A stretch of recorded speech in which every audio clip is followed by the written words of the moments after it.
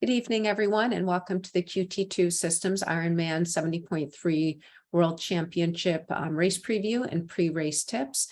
My name is Reem Joshi, and I'm the content director for QT2 Systems. Our presenter this evening is Barbara Nelson. Barbara has been participating in triathlons since 2001 and has competed in races of all distances, including 31 Ironman triathlons. She is a resident of the St. George area and has raced either the full or half distance at St. George every year since 2010, except years that were canceled. So Barbara joined QT2 Systems in 2015 first as an athlete and then as a coach. She is a recently retired physician. Thank you, Barbara, for presenting this evening. I got to apologize for my cough. It's the first illness I've had since prior to COVID, so it's almost like masks work or something. So if I have to cough, I'll throw in some cough drops. Okay, so I'm excited to tell you all about the Ironman World Championship this year held in St. George, Utah. This is a really difficult race logistically because the reservoir is so far away from the rest of the course. But we're going to go through some of the logistics, and I'm going to leave a few blanks to be filled in as the athlete guide becomes available. My email is barbara@outrivalracing.com, and I'm happy to answer any questions, share my phone number. If you have issues coming into town, I know all the spots, so hit me up. Let me tell you a little bit about St. George. This is a view from Snow Canyon on the bike course. If you're gasping for air, still take a time to look around and enjoy the scenery of southern Utah. In my opinion, there's no other way to see southern Utah than from a bicycle, and you're going to see some amazing views from your ride at the World Championship. St. George, Utah has a population of about 87,000 people, and it is at 2,700 feet elevation. So not too high for those of you that are training at sea level. The climate is desert. So we have hot, arid summers and extremely mild winters. In fact, it rarely snows in St. George, and if it snows, it doesn't really stick at all. We have a very small regional airport, so athletes get into trouble on some of those smaller planes that can't fit all the bicycles on. So logistically, a lot of people fly into Las Vegas at being an international airport. It's 120 miles south of St. George. This is a very popular vacation destination. We're very close to Zion National Park, and we've got some world-class mountain biking. In fact, right now in St. George, we have 8,000 athletes in town participating in the Huntsman World Senior Games. And this morning I was racing in Snow Canyon for a hill climb, got beat by a 71-year-old Cat 1 cyclist. And in the male age group 85 to 89, there were 10 participants. So if any of you are over 50 and want to participate in a great event series, the senior games here are great. They offer sports from road cycling, swimming, there's a triathlon, pickleball, ping pong, softball, lots of good events. There is a university here. It's called Utah Tech University. It was formerly Dixie State. It was renamed. And there's approximately 12,000 students at Dixie State. There is a fabulous exercise physiology building with a nice pool that I'll tell you about later about. So I Googled the expected temperatures on October 28th and 29th. Last year, the World Championship event was 6 weeks earlier, being held in mid-September. So they moved it later. The temperature range is usually between 50 and 70, and it's rarely below about 40 and rarely above 81. But in St. George, Utah, anything goes. Last year's race got up into the high 70s, but we expect the water temperature to be in the low 70s as well. So definitely will be in wetsuit legal range.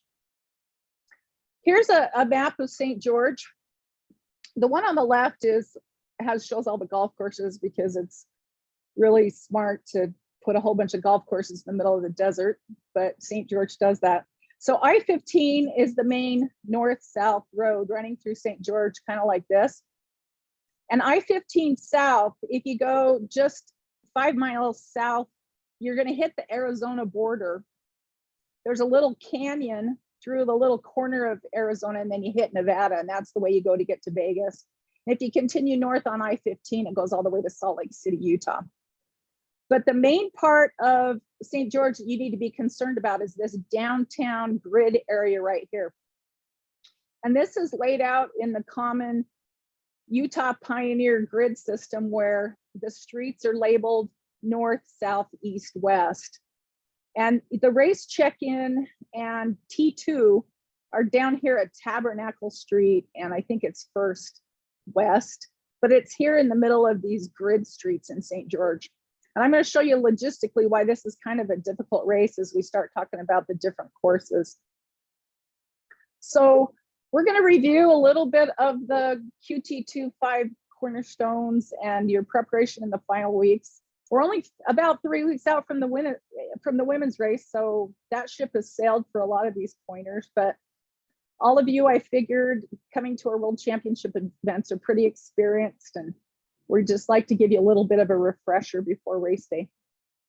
So as you know, our QT2 Five Cornerstones are training, nutrition, and restoration. That's part of your preparation phase, which we should be nearly entering tapering. Now, your execution is based on some of the things you've done during preparation.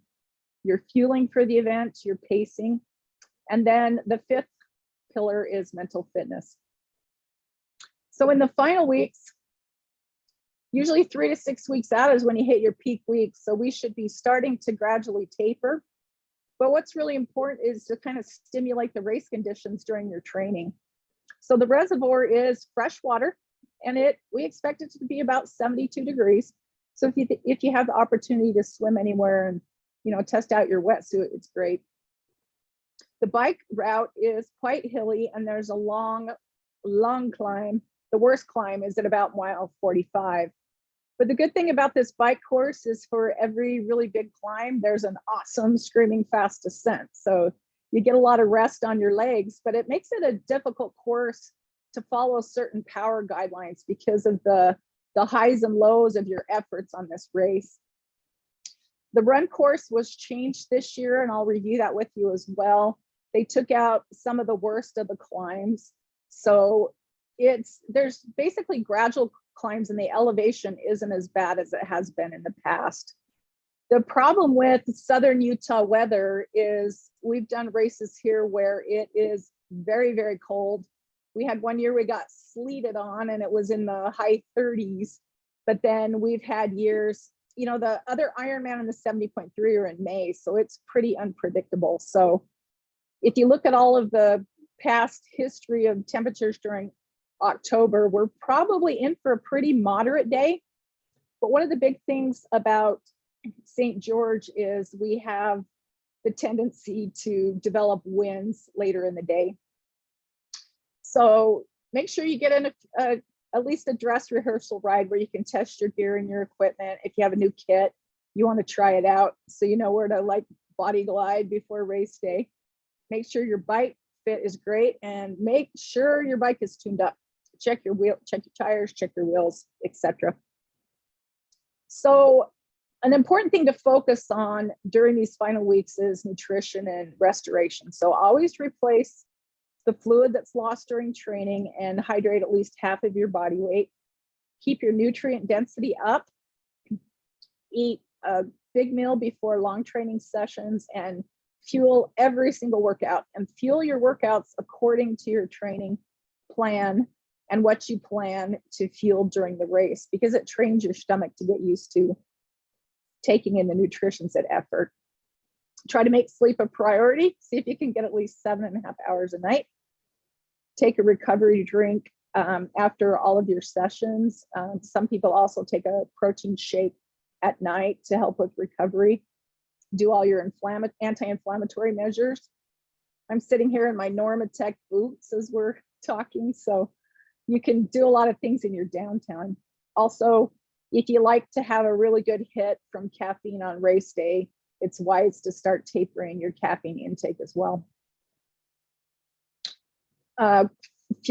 as I mentioned before, fuel every session according to your plan. Use the actual products you plan to use on race day. And the purpose of this is to get your gut ready for race day.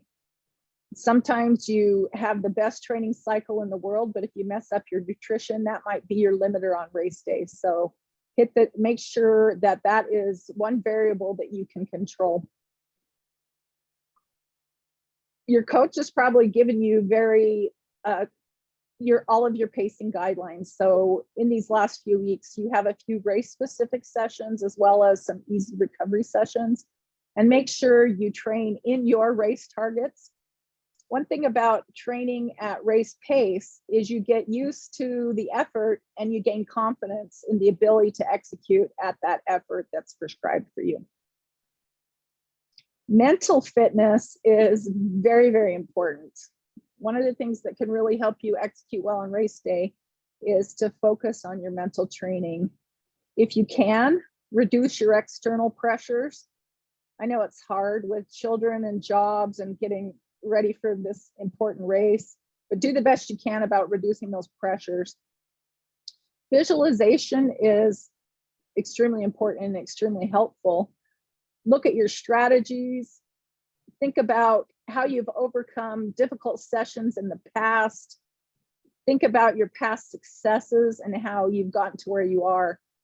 A lot of people like to journal and keep a list of their goals and targets. And if you can have those race specific efforts in the bag, you can really focus on what it feels like to do better on race day.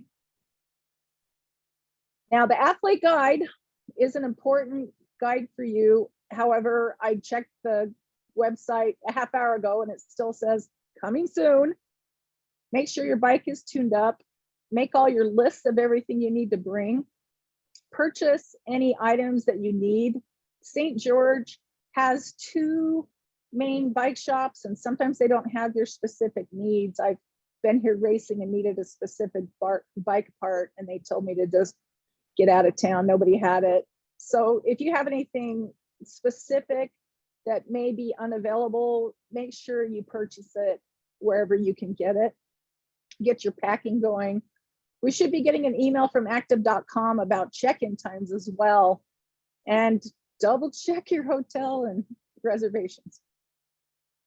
All right, so race week being a world championship, there's a lot of events going on earlier in the week, unlike typical races. They try to make a world championship event kind of a big deal. So for your race week training, your sessions are going to be either short race specific or easier sessions. And you got to keep in mind that nobody gains any fitness training during race week. The purpose of it is to just keep you rested and get you ready, but keep you moving. You can train on the course, and I'm going to give you some logistics about the specific places to train on my next slide. So swimming, Sand Hollow Aquatic Center is a very nice pool facility in town. They allow athletes to swim during their lap hours. They have 8 or 10 25-yard lanes. They charge about $4 for drop-in swimmers. There's a cold pool and a warm pool. The warm pool is generally where the water aerobics are. So you're always going to find the ability to do lap swimming, but check their website for specifics, because occasionally they'll have a high school swim team in there. So the Utah Tech University has a gorgeous pool too. They're a little bit more restricted, so I'd call ahead if you want to swim there. Now, the Sand Hollow Reservoir, where the race takes place, is actually a state park. So you have to have an entrance fee to get into there if you're not wearing your athlete wristband. I checked the logistics from Worlds last year, and they had and there is an event schedule available on the website. So I think this is pretty accurate. On Monday, Tuesday, and Wednesday, they have practice swims available at the reservoir from 7 a.m. to 10 a.m. Again, coming soon, check for updates in your athlete guide, but generally they have safety personnel available for those swims. They do tell you you can't swim on the course during non-swim times, but there's a couple of other places to swim in the reservoir outside these swim times if you just wanted to get the feel of the water. Now, bicycling is pretty safe in St. George. There's bike lanes nearly everywhere. But if you're going to practice that climb in Snow Canyon, it too is a state park, and it requires an entrance fee or a yearly permit. I believe the entrance is around $15, but they let in, I think, 4 cyclists per permit. You'll have to check the logistics on that. I'm not sure if they're letting people free through there with the wristband in case you decide to drive the course. Now, running, there's a lot of running trails in St. George. The course is kind of difficult to run on because it's kind of very trafficy roads. And there is now a golf course section on the run course that you cannot access before race day. All right, so for your race week nutrition and restoration, eat a relatively normal diet the week of the race. If it's hot here in St. George, add extra salt to your meals and focus on your hydration. Remember to drink sports drink, water, noon hydration leading up to the race, and definitely replace the fluid lost in your workouts. Again, taper to no caffeine prior to race day, and get a recovery drink after every training session. Try to dial in your sleep. Try to get at least 8 hours of sleep per night, especially 2 nights before the race. Because if you're well rested there, a crappy night of sleep before the race isn't going to affect you as poorly. When you're not training, stay off your feet as much as possible, but it's kind of difficult. There's a bunch of events in this race that you're going to want to attend. There's a parade of nations and all sorts of things to do. So continue to fuel and hydrate according to your plan in every session.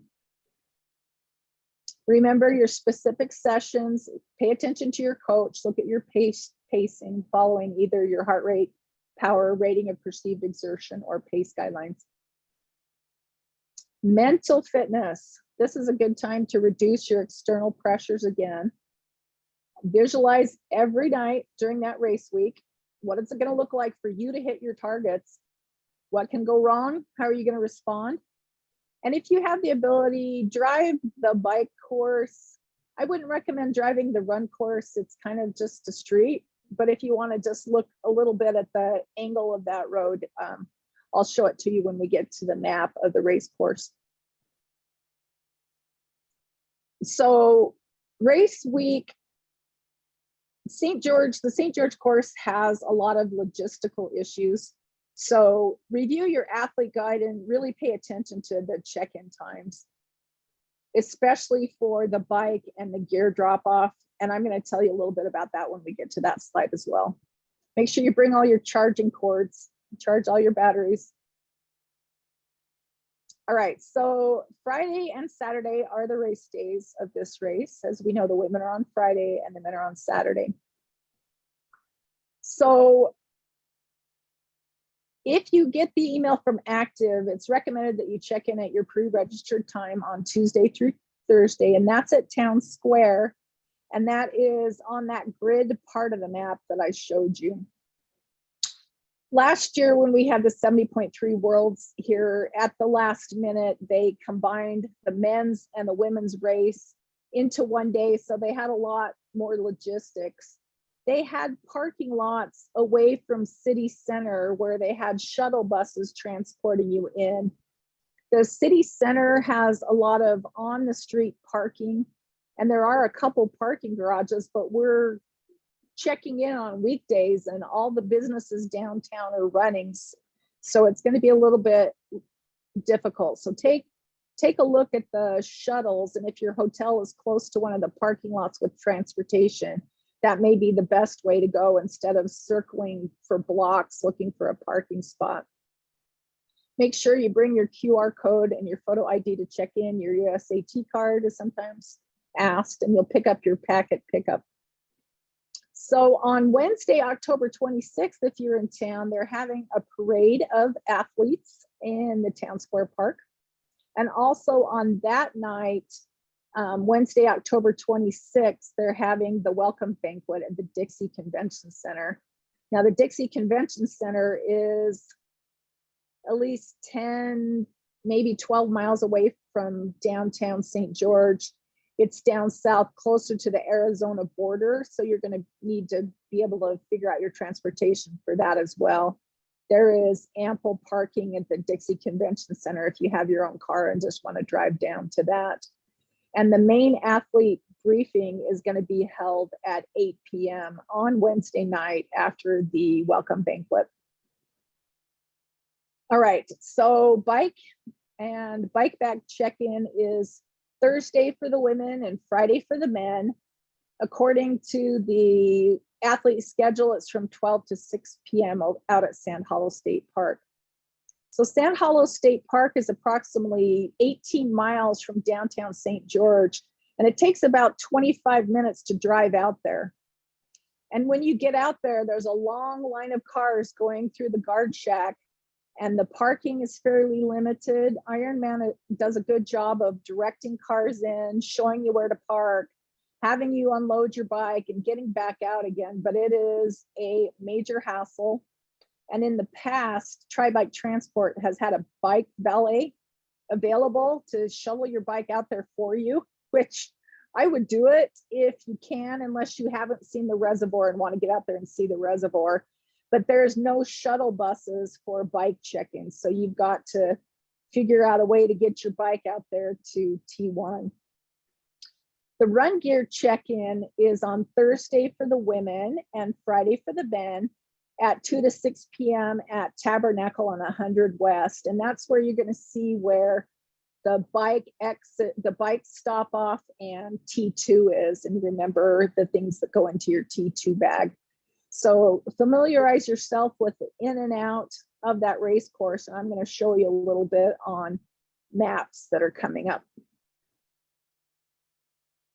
All right, set out your gear for race morning. A lot of people make a flat version of themselves on the ground to make sure they're not forgetting anything. Your wetsuit, your goggles, your running shoes, your timing chip. You've all done a 70.3 race before, so you're familiar. There is a morning clothes bag, so plan on packing anything you want available for after the race. Confirm the race morning logistics. Now, we are all required to be shuttled out to Sand Hollow Reservoir from the downtown area. If you are staying close to Sand Hollow, they do allow very minimal traffic into Sand Hollow. So if you're staying clear out there, you can have someone drop you off, but they frown upon it. A lot of people drive into downtown and take the shuttles. It's a very, very early morning when you have to add a 30 to 35 minute bus ride to your morning. So this is a map that I took off of last year's 70.3 Worlds. And what they did is they had parking lots. These dark blue boxes are parking lots where you were allowed to park and get shuttled in. I'm not sure if they're going to offer the same thing, but down here, number 4 is a Dixie Convention Center.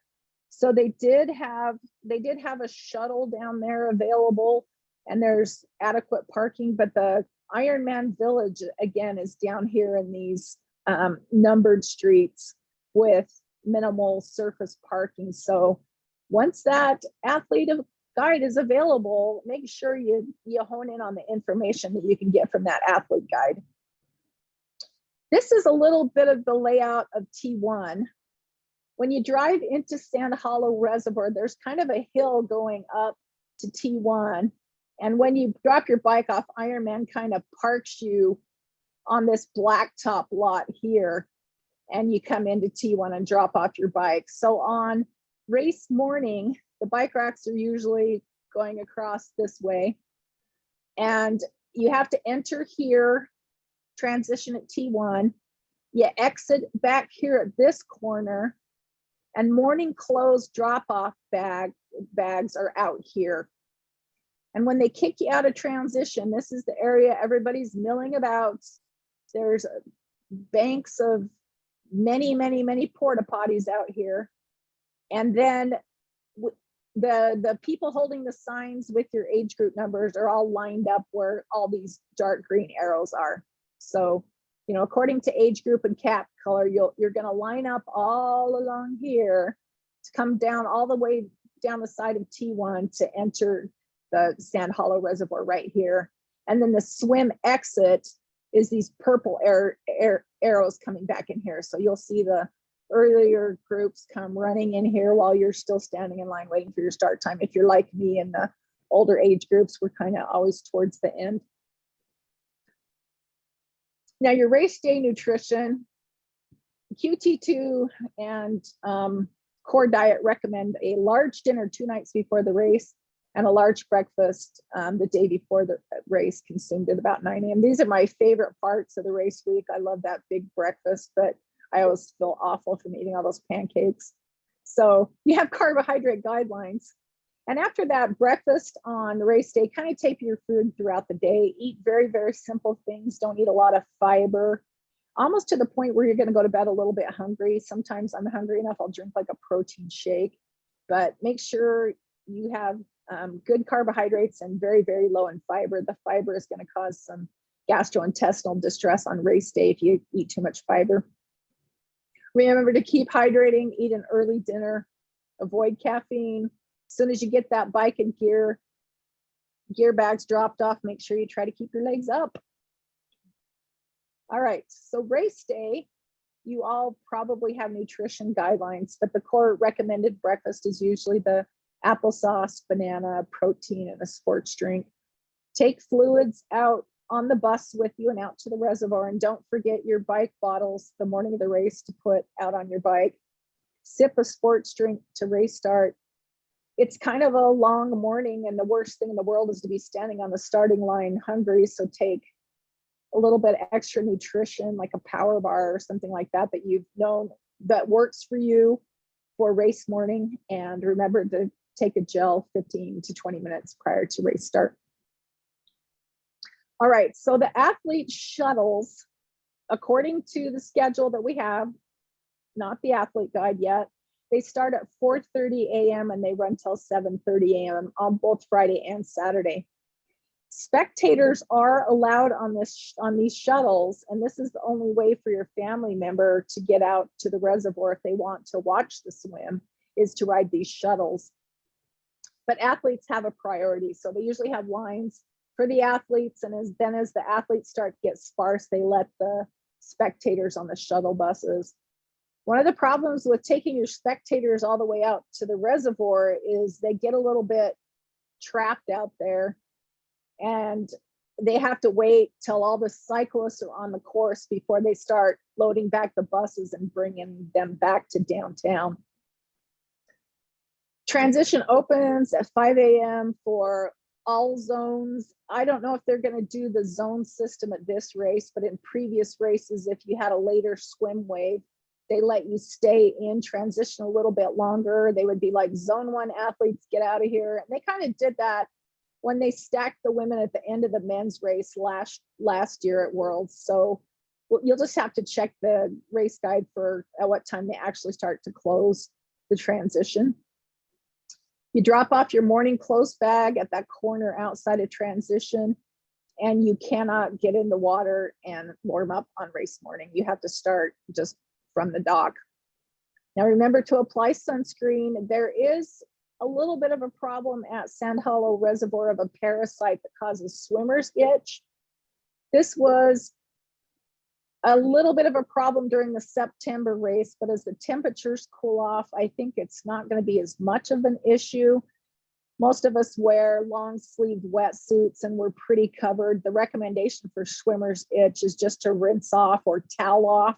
So make sure you have a towel in T2. During the September race last year, a couple of the local pharmacies were selling a ointment they put all over your skin to avoid swimmer's itch. I've never had it, but it's supposed to be extremely miserable. These little parasites burrow under your skin and cause bumps all over your body, and you get really itchy, and it's miserable. But in September, it may not be as much of October, it may not be as much of a problem as it was in September. All right, so follow your race fueling plan. Race with what you trained with and carry what you need. During the first hour of the bike, try to get some extra fluids on board.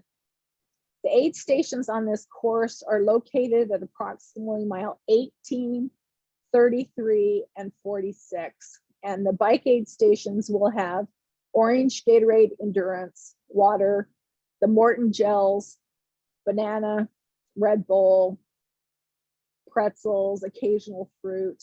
If your race plan requires additional sodium, make sure you carry that with you. Now, a little aside about the Morton gels, we don't recommend them unless you've used them in your training. They are very low in sodium and they're pretty high in caffeine. So most gels have about 20 to 25 milligrams of caffeine. The caffeinated version of the Morton gel has 100 milligrams, which for some people is a bit excessive. And the Morton gel is has kind of an interesting texture. It's more like a Jello. You could taste it probably in CheckIn, but it kind of has a very, very bland taste and it's pretty palatable, but you're not getting some of the sodium that you're going to need. So if you use the Morton gels, especially a non-caffeinated version, make sure you use some additional salt. All right, here is the map of the swim course. The pros start at 7:30 a.m. and it is a 1 lap clockwise course in age group wave starts. The water temperature will be announced during the race briefing, but we expect it to be about 72 degrees.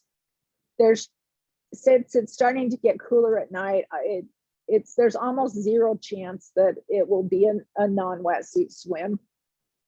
I looked up on all the sunrise sunset graphs, and the sun rises at 7:54 a.m. on race day.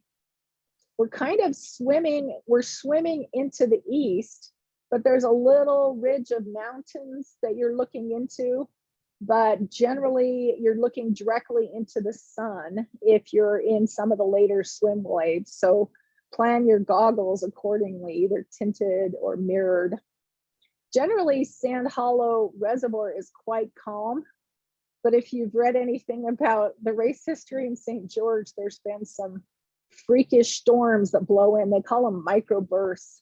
One happened during the Ironman in 2012, and it was capsizing boats and blowing the buoys off course. And during the women's portion of Worlds last year, the very last age group got pulled out of the water because one of these microbursts happened. And I was in the second to last age group, and around the turn buoy headed to shore, I thought, my arm is really cold. The air temperature had really dropped, and then it got really, really choppy, and they had to pull that last women's age group out of the water. So be prepared for anything at Sand Hollow. You'll hop in the water and it'll look calm as can be, and it can totally change within your swim time. This is a picture of Sand Hollow on a calm day with the buoys laid out. See how there's just a little bit of a ridge at the end of the reservoir. So a lot of you are going to be swimming directly into the sun. So those first orange buoys before the first red turnaround buoys, your sighting is going to be just a little bit more difficult. All right, so swim pacing. The crowds that you're going to experience on the swim are going to depend on the size of your age group, and it's still recommended that you self-seed within your age group. If you're fast, get right up there up front. If you're slower, kind of hang towards the back. I know my QT2 coach gives me some Ironman 70.3 specific swim sets where you go fast for 200 to 300 meters and you settle in to your tempo. If you can find another swimmer that's just a touch faster than you, drafting is awesome. So settle in, settle in, settle in. And as you round the corner and you're headed back to shore, go up tempo the last 200 to 300 meters. The course is very, very well marked, but as I said, it's going to be difficult to see that first row of buoys just because of the sun in your eyes, and also it's a little crowded around the turn buoys, so stay a little bit wide. The bike course is hilly, and they close entire lanes to traffic, but there is still traffic in, like on a 4-lane road, they'll close 2 of the lanes. The road conditions are great in St. George. There aren't any areas that you have to worry about chip seal or bumpiness. Occasionally there's areas where there's some potholes or frost heaves, but they're pretty good. And as I mentioned before, the aid stations are at mile 18, 33, and 46. There are winds that develop later in the morning. Sometimes when you're climbing Snow Canyon, you'll have a bit of a tailwind. We have a really long descent back into T2, back into downtown, and crosswinds are very, very common. So be very, very careful there. There's been some really bad crashes on that last descent. But I'm going to go over the bike course on the map and I'll kind of explain it to you. All right, so this is the bike course. Sand Hollow Reservoir is right here. And as you come off the swim, it's a downhill out of the parking lot, and you turn and come around the front of the reservoir.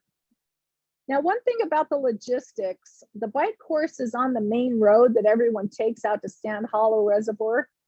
But if you're staying in southern St. George, sometimes it's easier to get to Sand Hollow Reservoir on a back road. There's a where the St. George Airport is, there is a road that is almost on the Arizona border. It's a back road that comes all the way into Sand Hollow State Park as well. So during your bike drop off, if your GPS navigates you that southern way, that is also a great way to get to the reservoir. So when we come out of Sand Hollow Reservoir, we do a little bit of an out and back on the overpass of that new part of the freeway that comes in from the south to Sand Hollow Reservoir.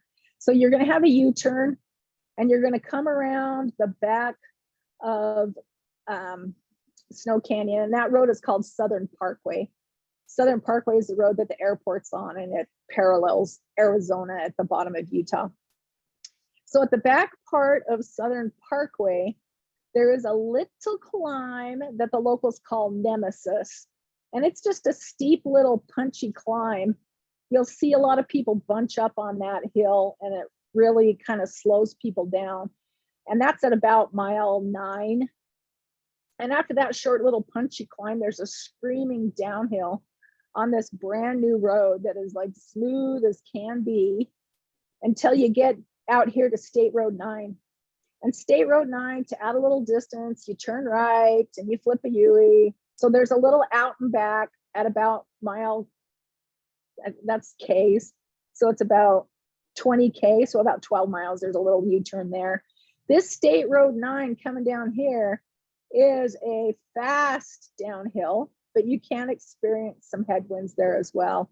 As you come down State Street, you're going to turn into a neighborhood and go up Telegraph Street. And right here past the aid station, that's the first aid station, is about mile 30. Actually, it's mile 18. Coming down Telegraph Street, there is another short, punchy little hill right there. You'll climb, climb, climb, climb, climb, and then another screaming downhill. You're going to turn right onto Washington Parkway, and this is the road that takes you over I-15. So you're going to climb up and over an overpass to get to the other side of I-15, which is the major interstate coming into St. George. So that is a little bit of a climb coming up over I-15. This is a pretty smooth road here once you get back behind here, coming around Green Springs. They take us back here through a little neighborhood, so we avoid some of the major intersections all along the I-15 feeder road.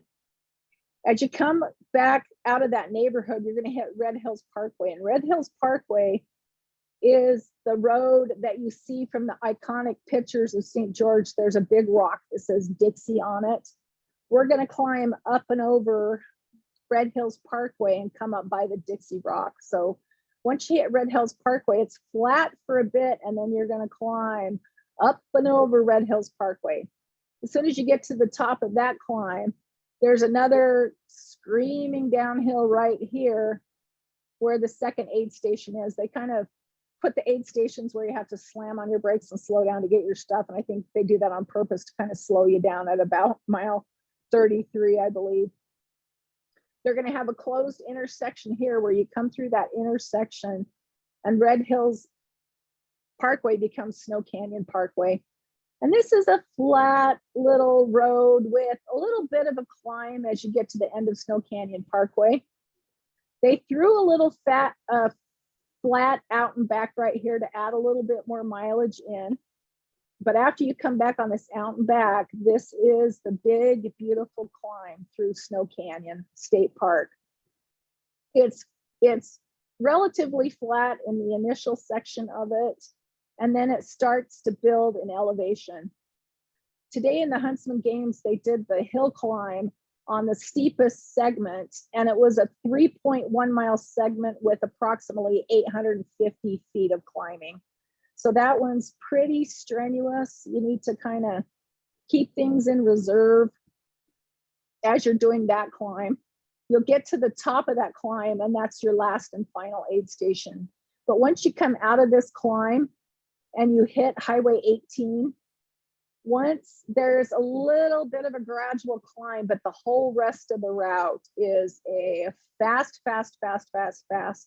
somewhat technical downhill. And this is the portion that you can get into a little bit of trouble with crosswinds. So relax, watch out for the crosswinds, and enjoy getting your legs rested all the way down back into town, into T2. As you're coming down Bluff Street, you'll hit Diagonal Street, and that is the main road that we're running on. So you'll be coming down here if you're towards the back like me. I'm coming off the bike, and there's people running up Diagonal Street. So they keep the cyclists clear over on the right, and the runners are going out and back on their right side. So you'll be cycling right by the runners towards the end of that bike course. All right, this is what part of the bike course looks. This is that section where you climb up and over I-15. There's kind of just a gradual climb up and up and up and up over I-15. So the climbs aren't horrible, but there's a lot of them. You'll just get into your pacing. You'll look at your power numbers and, oh my gosh, there's another climb. So driving the course, if it's really important for you to work on your pacing and kind of taking a note of where these minor climbs are, might be very, very helpful to you in your pacing strategy. This is a picture of the lovely Snow Canyon. And this is a view of the pros going through Snow Canyon in the 70.3 Worlds last year. The Snow Canyon Road is smooth and beautiful, and it will be completely closed to traffic. There is always warnings there if you're driving in there. There's desert tortoises, and they'll never allow you into their state park again if you hit one of their desert tortoises, so stay away. All right, so your bike pacing, we kind of want your heart rate graph to look a little bit U-shaped.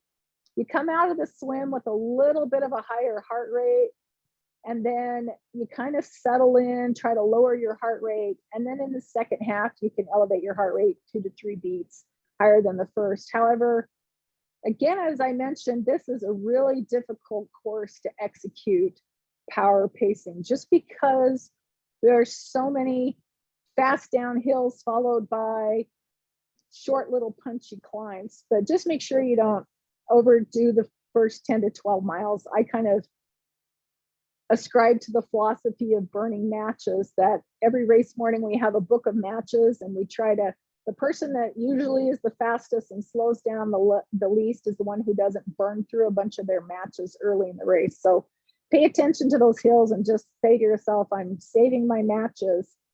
Be prepared for those heat, wind, and hills, but the road surfaces are, as I said, are generally very excellent throughout the whole course. All right, y'all know about the penalties. There's a 5-minute drafting violation penalty. So we have to keep 6 bike lengths between your bike's front wheel and the rear wheel of the cyclist in front. You need to pass on the left and execute your pass within 25 seconds. If you get 3 violations, you get a red card and you're disqualified.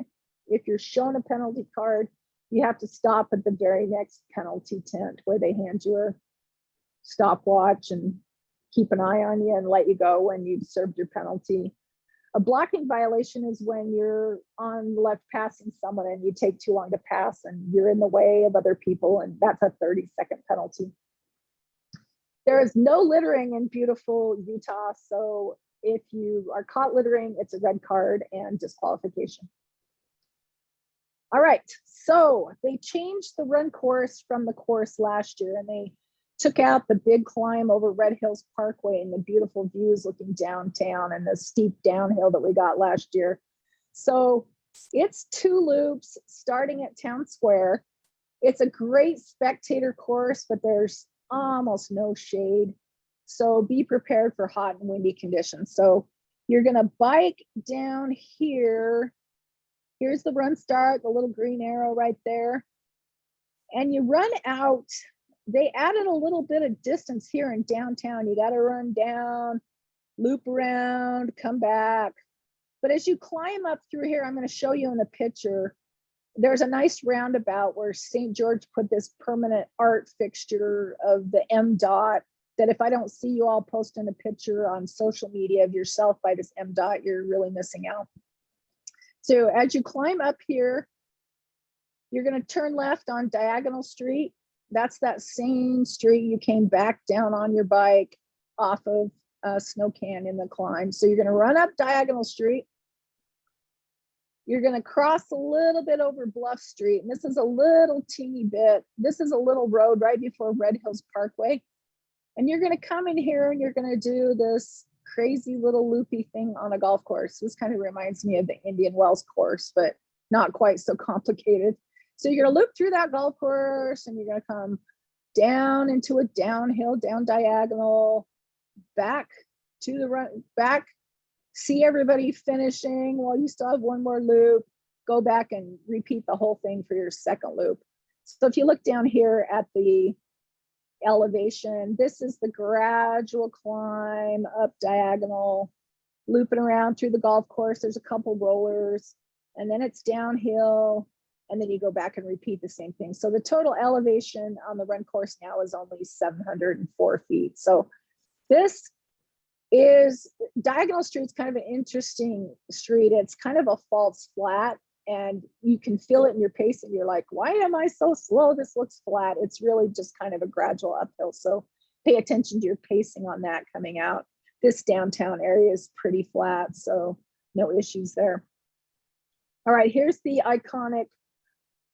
Utah really is invested in keeping Ironman in town, that they built this art installation here. There's a swimmer, a biker, and a runner on the other sides. And this is a roundabout that is right in front of the tabernacle.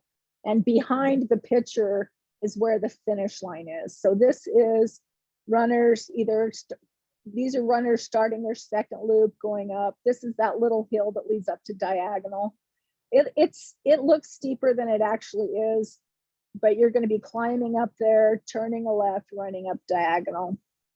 The old course used to have us running up here on Red Hills Parkway, but now we're just going to go out that way and run through that little golf course, turn around and come back in. So when you're coming back in the second time, you get to run around this roundabout and hop in the finish line chute. All right, so run pacing.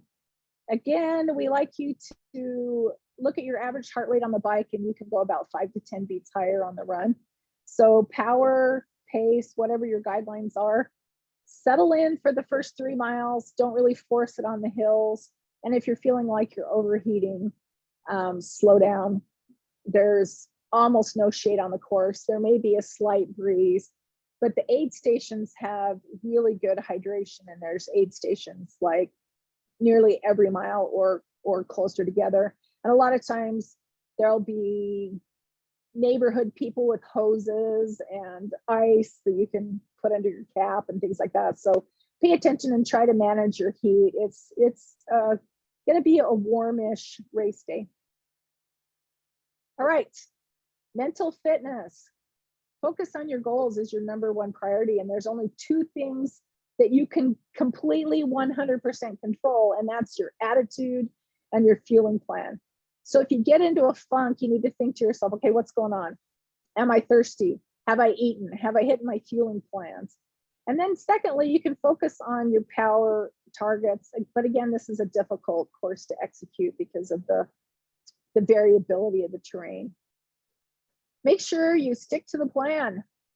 So react as you need to when something doesn't go according to plan, and save your outcomes for the second half of the run. If you're feeling great, settle in the early part of the run, but if you're feeling great on the second half of the run, lay it all out there, go for it. You can do it. All right, same race day cutoff times as any other 70.3 race, 1 hour 10 on the swim, 5.5 hours for swim, T1 and bike, and 8.5 hours to complete the full race. So post-race, bike checkout is 2 to 7 p.m. on your race day. And I'm not sure if they are going to allow you to give a ticket to a family member to check out for you. In races past, they have not allowed that. You have to go pick up your stuff yourself. So that's both Friday and Saturday. The awards and roll downs are going to be Saturday evening back at the Dixie Convention Center, where they're having the championship celebration. And that is Saturday, October 9th at 7:30 p.m. All right, so I'm opening up to questions. You can unmute yourself. I cannot see the text box. Reem, are you still here? Yeah, I'm still here. We don't have anything in the chat box, but if anyone wants to type in a question there, feel free to take yourself off of mute if you have any questions.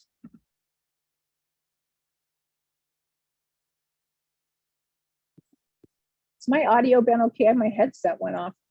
Yeah, it's been fine. Okay, good. Doesn't look like we have any questions. Can you type my cell number into the chat box and people can have it? Yeah, go ahead. It's 208-589-4327.